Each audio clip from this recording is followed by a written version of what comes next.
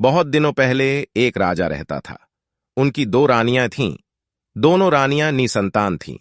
राजा सभी मंदिरों में जाकर पूजा पाठ करते, घर में पूजा पाठ करवाते। दोनों रानियां भगवान से विनती करते रहते, पर फिर भी दोनों रानियां मां नहीं बन पाई। एक बार एक सन्यासी उस राज्य से गुजर रहे थे। राजा के दरबार में सभी लोग कहने लगे कि वे सन्यासी बहुत ही महात्मा हैं। क्यों ना उन्हें राज दरबार में बुलाकर इस समस्या को हल करने के लिए विनती किया जाए। राजा ने कहा कि सन्यासी को आदर से महल में बुलाया जाए। वे महात्मा जब महल में पहुंचे, राजा ने दोनों रानियों को बुलाकर कहा, महात्मा का सत्कार बड़े आदर के साथ होना चाहिए। बड़ी रानी उसी वक्त तैयार हो गई और महात्मा को बड़े आदर के साथ खिलाने लगी। छोटी रानी महात्मा के फटे कपड़ों की ओर देखती और उनकी सेवा करने से इनकार कर देती है। छोटी रानी को अपने रूप और धन का बड़ा घमंड था। कुछ दिनों बाद महात्मा जाने के लिए तैयार हो गए। जाने से पहले बड़ी रानी को उन्होंने खूब आशीर्वाद दिया और कहा, बहुत जल्द ही इस महल में बच्चों की आवाज सुनाई देगी। बड़ी रानी तो बहुत खुश थी और सचमुच कुछ ही दिनों के भीतर वह गर्भवती हो गई। यह खबर राजा के पास पहुंचते ही राजा बहुत ही खुश हो गए। प्रजा तक उसी वक्त खबर पहुंच गई कि राजा अब पिता बनने वाले हैं। पूरे राज्य में लोग खुशियां मनाने लगे। बड़ी रानी का सम्मान बहुत बढ़ गया और उनकी देखभाल करने के लिए और भी लोग रखे गए। उधर छोटी रानी के मन में बहुत ज्यादा ईर्ष्या हो रही थी। रात दिन वह ईर्ष्या से जलने लगी थी। सोच रही थी कि अभी से बड़ी रानी का इतना आदर, न जाने बच्चे पैदा होने के बाद कितना ज्यादा आदर होगा। छटपटा रही थी छोटी रानी। उसने राजमहल की दाई को बुला भेजा और उसे ढेर सारा धन देकर अपने साथ शामिल कर लिया और दोनों मिलकर इंतजार करने लगे। कुछ दिनों बाद रानी के प्रसव का दिन आ गया। रानी प्रसव पीड़ा शुरू हो गया। वह तुरंत छोटी रानी को बुलवाई। इससे पहले बड़ी रानी किसी का भी प्रसव पीड़ा नहीं देखी थी। वह समझ नहीं पा रही थी कि वह क्या करे। फिर उसी समय छोटी रानी और दाई आ गई। बड़ी रानी की पीड़ा बढ़ती जा रही थी। असहनीय पीड़ा होने के कारण बच्चे को जन्म देते ही वह बेहोश हो गई। उसे मालूम नहीं था कि उसने कितने बच्चे को जन्म दिया है। रानी ने 2 बच्चों को जन्म दिया, एक बेटी एक बेटा। दाई ने तुरंत बच्चों को एक झांपी में रखकर छोटी रानी को दे दिया और उसके बाद बड़ी रानी के पास 2 पत्थर रख दिए। बड़ी रानी को कुछ देर बाद होश आया। बड़ी रानी ने जब पत्थरों को देखा, उसे बहुत हैरानी हुई। ये कैसे हो सकता है? उधर राजा खुशी से झूमते हुए बड़ी रानी के पास पहुंचे और जब उन्होंने देखा बड़ी रानी 2 पत्थरों को आश्चर्य से ताक रही है, राजा वहीं रुक गए और दाई से पूछने लगे, क्या बात है? दाई ने कहा, बच्चे नहीं, पत्थर निकले। राजा को बहुत गुस्सा आया। बड़ी रानी को उसी वक्त बंदी गृह में कैद कर दिया।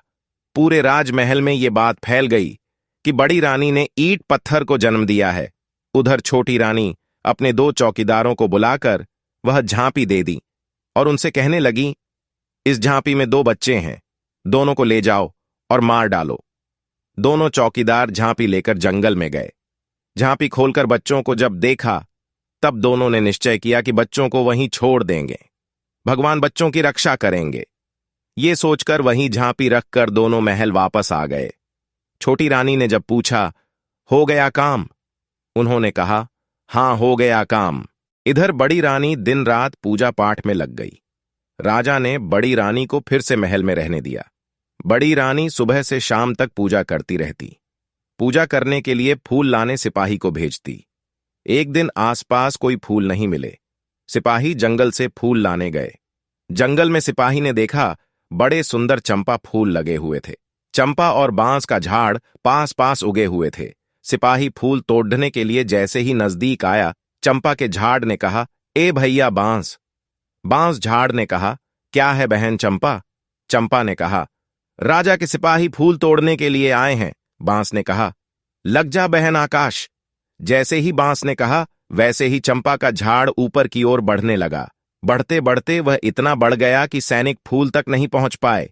सैनिक आश्चर्यचकित होकर ताकते ही रहे। सैनिक दौड़ते हुए सेनापति के पास पहुंचे और उन्हें सारी बात बताई। सेनापति ने विश्वास ही नहीं किया। ये सब क्या कह रहे हो?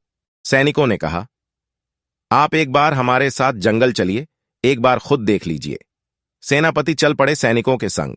जैसे ही सेनापति चंपा और बांस के पास पहुंचे, चंपा ने कहा, ए भैया बांस। बांस ने कहा, क्या है बहन चंपा? चंपा ने कहा, राजा के सेनापति फूल तोड़ने के लिए आए हैं। बांस ने कहा, लग जा बहन आकाश। चंपा का झाड़ बढ़ते बढ़ते और भी ऊंचे तक पहुंच गया। सेनापति बहुत ही डर गए। दौड़ते पहुंचे मंत्री के पास। अब मंत्री चल पड़े देखने के लिए। चंपा ऊपर से दूर तक दिखाई दे रहा था। उसने दूर से ही देख लिया कि मंत्री जी आ रहे हैं। ए भैया बांस। बांस ने कहा, क्या बहन चंपा? चंपा ने कहा, राजा के मंत्री फूल तोड़ने आए हैं। लग जा बहन आकाश। मंत्री जी जैसे ही पेड़ तक पहुंचे, पेड़ और भी ऊपर तक पहुंच गया। मंत्री जी सीधे पहुंचे राजा के दरबार में। राजा ने कहा, इतना घबरा क्यों गए हो? मंत्री ने कहा, आप इसी वक्त मेरे साथ चलिए राजा जी। सारी बात सुनकर राजा ने कहा, मेरी छोटी रानी भी मेरे साथ चलेगी। ये तो उन्हें भी देखना चाहिए। छोटी रानी को खबर देने वहीं 2 सिपाही पहुंचे, जिन्होंने उन बच्चों को वहां फेंका था। दोनों खूब डर गए थे। छोटी रानी भी डर गई थी। वे जल्दी से तैयार होकर राजा के साथ चल पड़ी। उधर बड़ी रानी फूल के लिए व्याकुल हो रही थी और सैनिकों को बुला भेजी थी, ये जानने के लिए कि वे अब तक फूल क्यों नहीं लाए। बड़ी रानी छोटी रानी के महल के पास से गुजर रही थीं। उन्हें छोटी रानी और 2 सिपाहियों की बात सुनाई दी।